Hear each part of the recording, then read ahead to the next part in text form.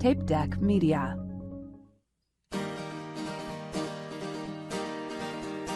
My friend Dan, he's got a podcast, cause all comics need a podcast, and nobody had a podcast called The Art of Bombing. So Dan went out and bought a tape deck. Who knows why he bought a tape deck? Podcasts don't get played on tape decks, but Dan is from the 80s. So hey there, all you funny jerks, come talk to Dan about your work. Tell him all about your worst times. It's The Art of Bombing.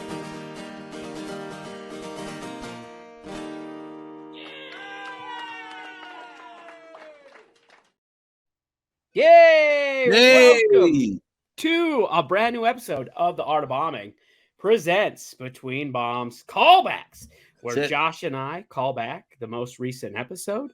This week, we are calling back episode 295. That's right. That is Gabby Gutierrez-Reed. And she told us about some dead bodies for science, Dan. Interesting that dead dicks section kept going. Yeah, we were talking about that. We were talking about it. We did it. The people listening right now probably don't know what's happening. Like, what are you talking about? What's going on here? And it's probably because you haven't had if you don't know what we're talking about, then you probably didn't listen to the actual episode. They haven't. We came out last week. So I think, all right, without further ado, why don't you go back and listen to episode 295?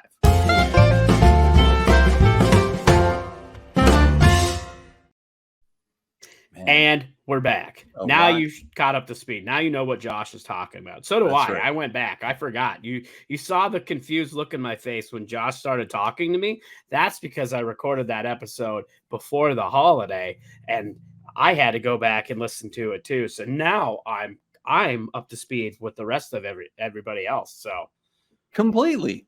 That's so good. Topics, good stuff this time, Dan. I thought Gabby had a lot of great takes for us.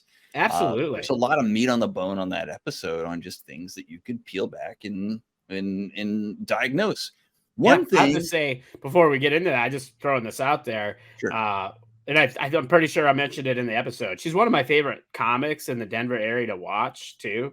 And we're going to get into some of the reasons why, because those are some of the topics that we're going to be talking about. But yeah, I love watching her perform, and for the reasons you're about to explain. Well, tell me, what's a big reason she stands out to you? Well, one of the biggest reasons she stands out to me is because she moves a lot. She uses the stage she uses the whole performance area. There's a lot of not necessarily slapstick comedy, but like movement, using the space, moving around the stage. I've seen, one time I saw her perform.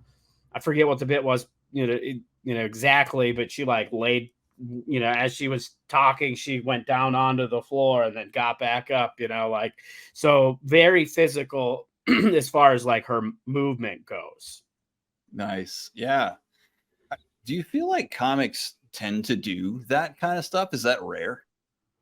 I think, honestly, some comics I think do it more than others. Obviously, I think there are comics who just stand in front of the mic or take the mic out of the stand and don't really move. And I'm one of them comics. I don't use the stage as much as I can. And I think one of the advantages of it is that when you use the whole stage and the whole performance area, you're keeping the crowd's attention because you're changing what you're doing. So like if I'm just standing there holding the mic, telling jokes, it's easy for them to tune me out because it's easy to like get caught up while he's just talking. But then if I start moving around, people have to keep focus. So, it's one thing to keep people's attention for sure. And even I know that's one of the things that as a comedian, and it's 2024. This is the first callbacks of 2024. We're going to talk about goals. I don't have it on my list that I posted, but one of my performance goals is to be more physical. Yeah. Use the stage, use the space more. Because for me, my idea of moving, I do a little turn on the hip and or my eyes into the crowd, but I don't like move around. I'm not walking to one side of the stage. I'm not coming back and leaning in or any of that stuff like you do see some comedians go or do. So I mean, I think there's a good mix of it, but I think maybe more comedians lean towards the stand-up comedy, just standing Just there and not stand up, really lock in, root down, Yep. grow roots. One observation though that I have noticed with people who do tend to use the space and a lot of times have theater backgrounds. And I don't know if you've observed this coming from a theater background. I feel like people who came up with theater and acting really know how to use the space, and so that's because we've talked about that before about how sometimes people who come into comedy from theater are acting like they're a stand-up comedian versus being a stand-up comedian. Right. But with that, they use that stage more.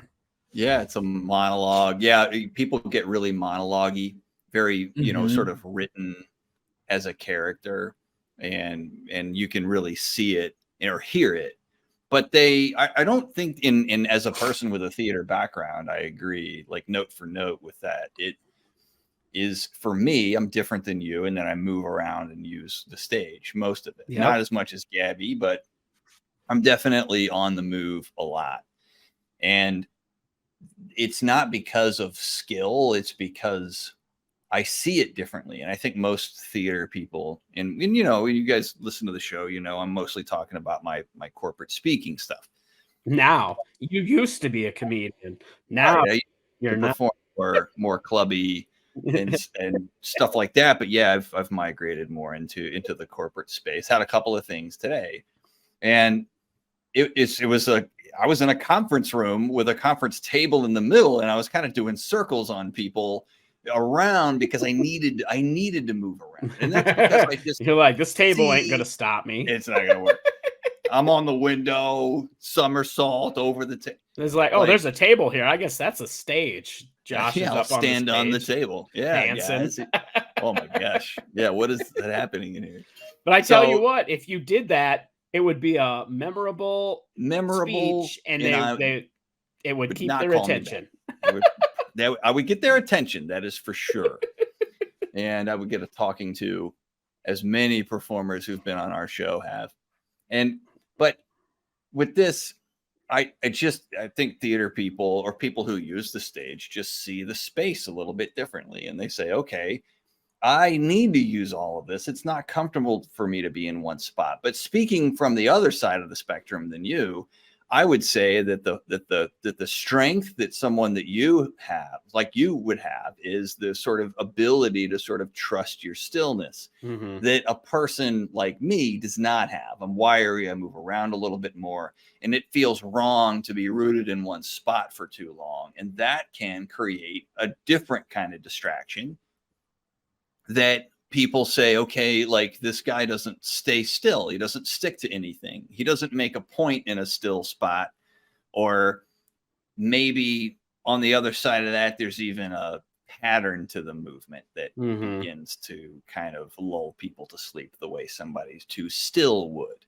So there's some things on both sides that are strengths and weaknesses. And I think everybody should push themselves to be on the edge of their capability. Yeah, there's a good, I think you're right. There's a good way to find like a happy medium and being able to use both of those things, and as you were talking about that, this kind of popped in my head where, because I already mentioned I should move around more. And maybe what I need, because you mentioned about how I can trust my capabilities to stand there and land a joke and so on and so forth, which is very true. I can, but adding more physical act outs to jokes and stuff that'll help then emphasize and sell those jokes. Right. And that's something where, you could rely on, you could just tell the joke and probably make it land and it'll be fine. But you could do that physical act out and then really, really make that joke pop compared to just telling it. And when you're moving around on stage, like, or when you're not, like, do you feel what's stopping you is that you don't have a reason to move? Or are you worried that if you move, like you'll lose control of the situation? Like what is it that stops you? I think for me, I just get in my head. I'm more concerned with, hey, I got to make sure, this is kind of my outline of Yeah. my set list. And I don't, even though I write out a set list, I don't necessarily care if I go in that order, or if something organically happens and I go a different direction and I don't do the jokes or whatever. I don't necessarily get upset about that. But I am in my head a lot doing, okay, I'm doing this bit, but as I'm doing the bit, I'm thinking about what's coming next. And so I'm more focused on delivering my material, and not messing it up, for one, but thinking about that, thinking about what's coming next.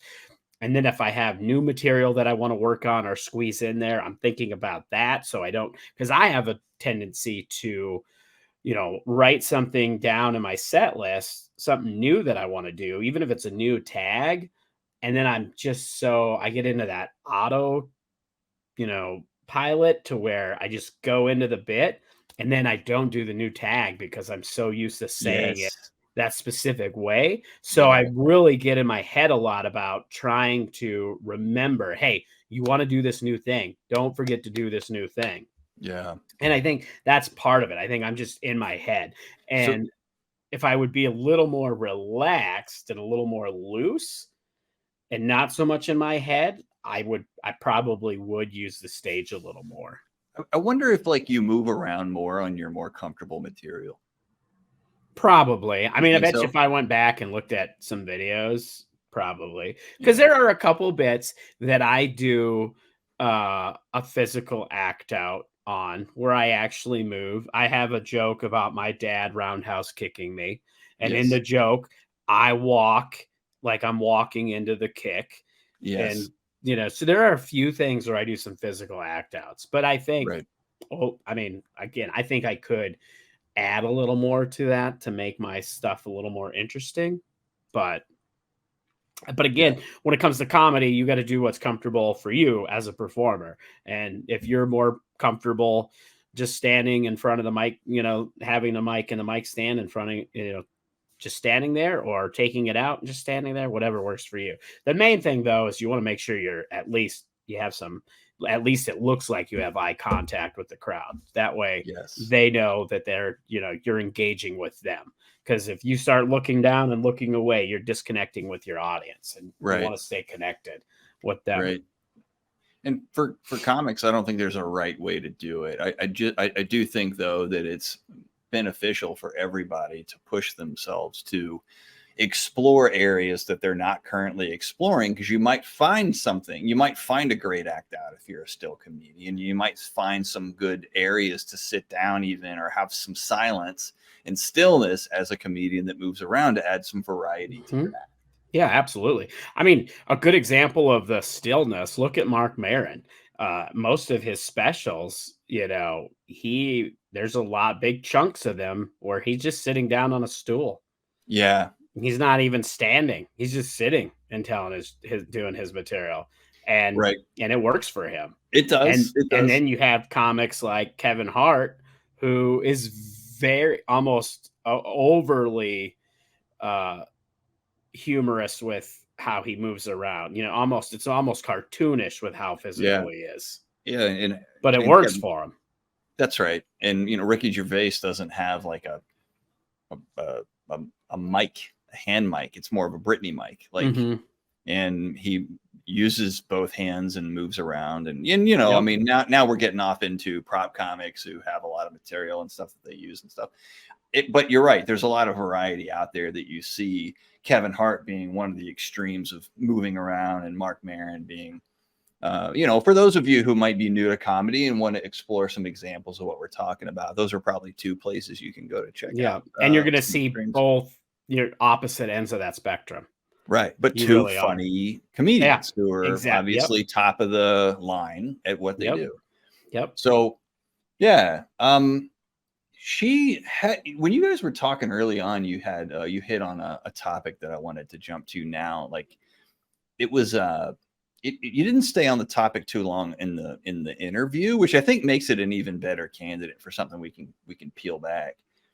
But this idea of how comics can get in their own head about how audiences like think that after they've seen one joke, it's over, right? So this idea that like most comics now have come into comedy from the Netflix era of Netflix specials, and like most of the time that they've been doing comedy, there's been this outlet where I can stream comedy, and it's not like the old days where there's like a TV special once in a while or you get to see a comic.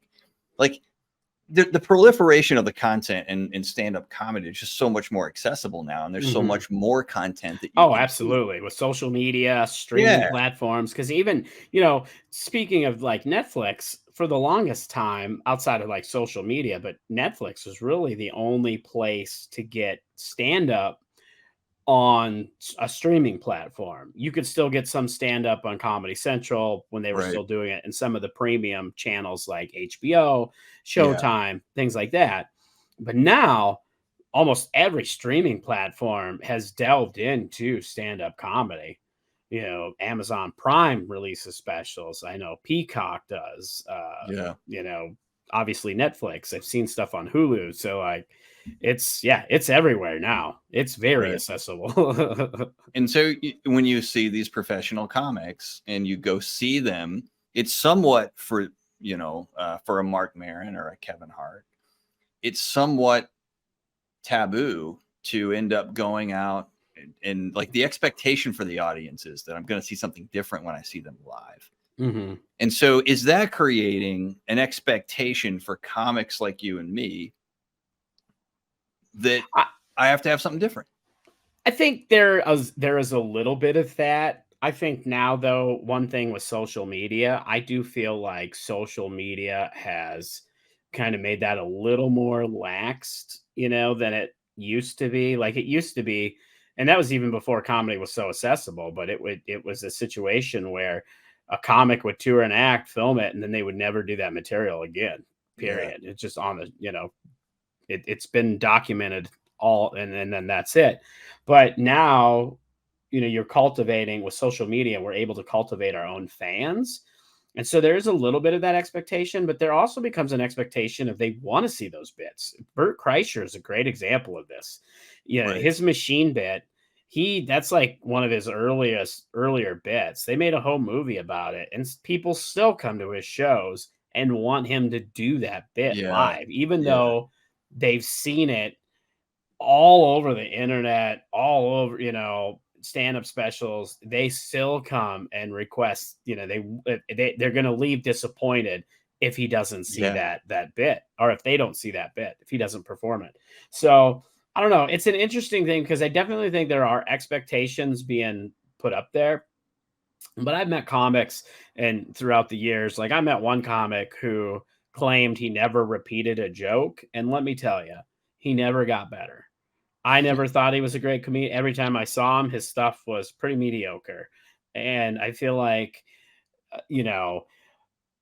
you have to work, you have to polish a joke to get it good. That's part of the process. If you do one and done, I don't think, you might improve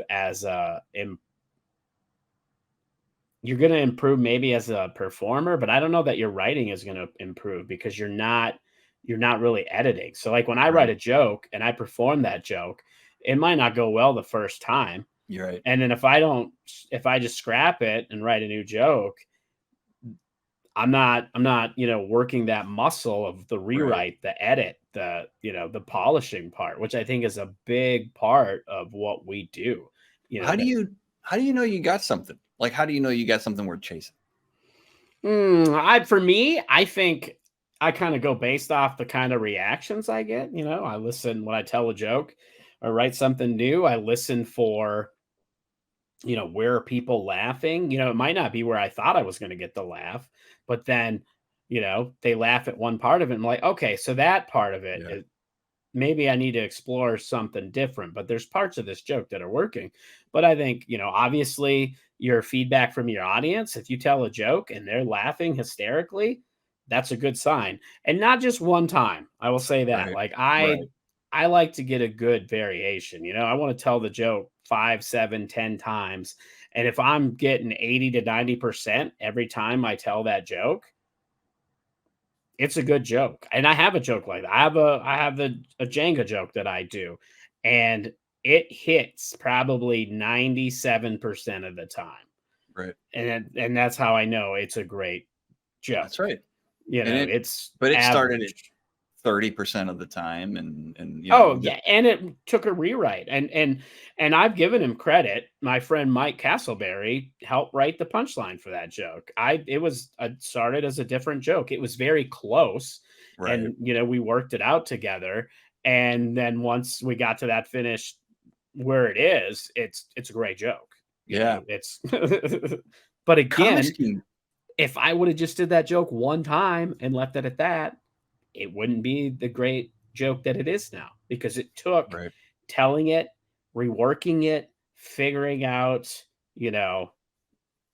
where I wanted to go with it. Because I think the original version of the game was the original version of the joke was the setup was the same, but in my version, before we did the rewrite, I think my version was something about, so the setup is, I saw this pretty girl at a bar. She told me I had no game. And so then my punchline originally for it was, so I hit her with a board game or something like that. Right. It- It hit sometimes. It was yeah. probably Yep. inconsistent. Yeah. Inconsistent. And then my friend, like I said, we workshopped it together, and he came up with pull her stool out from under and scream Jenga. And Yeah. there you go. Now it's a great joke. It Right. hits, like I said, 97% of the time. That's a So great. getting that audience feedback. And I think another good sign is when established comedians tell you have a joke that's really good, that they really Right. like. That's a good sign. I mean, if a newer comedian tells you that your new joke is really good, that doesn't necessarily, I wouldn't put a lot of stock in that, because they don't know how to necessarily write jokes yet. I mean, it's a good sign if anybody tells you that they like your joke. So that means there's potential, but you just have to decide where that stock is. So for me, I'm going audience feedback, most important. Next, Yeah.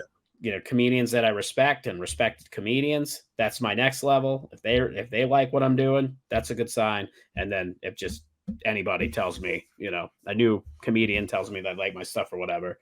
But for me, I really base it off that audience. Right. Of course. I mean, to me, it comes down to, what do I like? What do I like to work on? Yeah, And same. at some level, I believe that if I think it's funny, it is. And it's just a matter of saying it right to where it finally relates to the crowd. Yep. And the crowd is the ultimate decider. Now, not one crowd or two, but the aggregate over time. Yes. Of the data that you're collecting. And we've talked 1,000 times on the show about, how you collect that data and the ways that you can do it. But as you go through your sequence of events with a joke, some of them are going to take years before they're really right. And some of them are going to go faster than that. So at any given time, you just have to go, look, I don't like working on this anymore. There's some where I'm like, I'm not enjoying this right now. So I'm going to put this away for now and work on something that I want to work on. And because looking at this from a corporate speaking perspective, like a lot of corporate speakers aren't trying to be funny. They're just, and their goal isn't to make you laugh. Yeah, they're trying to deliver a message. A message, exactly. Yep. And the message that they believe in never changes as they refine it. They don't know it, but they do exactly what comedians do, which is they refine it over time. They go back and they listen and they take words out and put stuff back. They do exactly what we do. But they always get to a place where that message hits. They're never like, you know what? Leaders don't need to inspire people anymore. That's bull crap. So I'm just tossing this one out and then I'm going to write a new talk. Like over time, sure, they get onto other stuff and just like anybody does, but they don't have a moment where they just give up on something that, right? So it just comes down to what you like working on as a factor that I think also involves all the other stuff you said, right? Like, are people complimenting you on it? Is it getting laughs? Are there experienced comics? And something Gabby says on the show that I think is worth repeating on this topic is, don't underestimate the power of asking for feedback from other comics and what their feedback could mean. Because in your Jenga bit, which is a great bit, like you got the feedback that was critical to making it work. Oh, absolutely. I mean, Mike helped me write that. I give him full, writing credit on that. He helped me write that joke. We wrote that together. And without that, I don't know that I would have got there. He brought a different perspective and he saw something because sometimes it's easy to get focused on a joke or, on a bit, and you start getting tunnel vision and you're not looking from different angles. You lose those angles and you need that other, line of sight. Yeah, absolutely. Yeah. And with this, you just kind of turn it around back to where it started, talking about the expectations for crowds, with Netflix and social media and stuff. I think, honestly, because I know a friend of mine, Zoltan, who's been on the show. He does a lot. He puts a lot of stuff online, and sometimes it's the same bit, just different video or something, or whatever it is. But he's putting chunks, little bits of his hour up on his YouTube, on his social media, and he's building his social media, and people are still coming to his shows, his fans. And it goes back to what I said earlier about we're able to cultivate our own fans. So I don't think it's as big of an issue as it used to be. Yeah. Now, I will say, if you record a special and then you spend the next 10 years doing that same material, your fans are probably going to get tired of it. So there definitely is a balance there. But I think, some of the stuff, it's worth putting out there, because now if you don't put material out there, you're not going to cultivate that audience to hopefully build your own fan base. So you have to take the risk. And I think that's what we've seen with crowd work too. Now that's created, and we've talked about this on here as well, how that's created different expectations, from audiences. Some people come because they want to be part of the show. Some people don't want to sit up front anymore, and it's put comedy in a weird place. Yeah. Yeah. And I'd add this too with test how you know that you have a good joke: consistency. Talking about, performing in front of different audiences, and that's what it is. When a joke consistently hits, that's when you know you have a good joke. And in front of a general audience, that's the other thing. Like, you could do a joke that's specific to a group of people and it hits really well with said group of people, but then you go take it in front of another group of people and it doesn't hit, you're losing your consistency. Right. Joke writing and being a good performer is about connecting with people and your material connecting, and you have to be able to connect with the masses. Right. So, all right. Well, I think that's going to do it for this episode of Between Bombs. We didn't get any questions come in yet this week, but that was kind of on our side. We didn't push it very hard. Honestly, I just posted today. So maybe we'll have some questions next time. If you want to ask us a question for the Ask Us Anything section of the callbacks, all you got to do, you can send us an email, theartofbombingpod@gmail.com. You can post your question in the Art of Bombing Bomb Squad Facebook group. You can message Josh or I personally, however you feel most comfortable sending your question in. Go for it. We'd love to hear your questions. Can be questions about comedy, questions about life, things you want to know about the show, about us, whatever, most, as long as the questions are reasonable, we're probably going to answer them. So if you got one of those, send them our way. And then make sure, if you're listening and maybe this is your first time listening, subscribe. Make sure you hit the subscribe button and tell a friend. That's our goal for 2024. Tell all our friends about the Art of Bombing podcast so we can all get better together. So, all right, we'll see you next week with a brand new episode of The Art of Bombing. Till then, you guys have a great week. This has been a Tape Deck Media production. Thank you for listening.